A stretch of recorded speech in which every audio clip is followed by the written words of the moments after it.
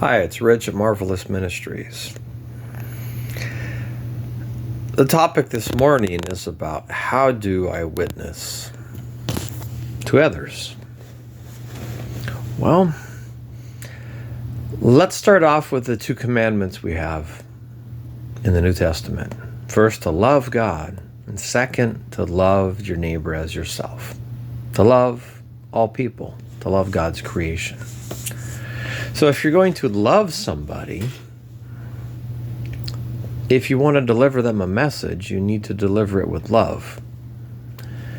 Jonah eventually went and did what God had sent him to do. But if you read the verses again, Jonah didn't go there with love. See, he had judged in his heart the Ninevites. He didn't want to go to Nineveh, so he went to Tarshish. God gave him a submarine ride and a living fish. He reluctantly went and delivered the message, but he did it tainted by his flesh.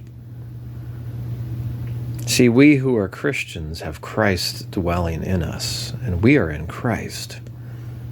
We are joined with Christ. And for us to live by our new nature, that is the Spirit of God, we should be delivering from that point, God's Spirit and the love He has for His creation. And not from our old nature, our flesh. The only one who can judge is Jesus. He's the only one who's been resurrected from the dead. Let's think of Moses. When God gave him instructions in the wilderness to go out and speak to the rock, to speak to Jesus, to speak to Christ, is my understanding. And Moses added some of his flesh into it, his frustration, his irritation, his anger towards the people who were griping and complaining. So he struck the rock twice with his staff, with a rod. And thus his punishment was he did not get to enter into the promised land when they got there.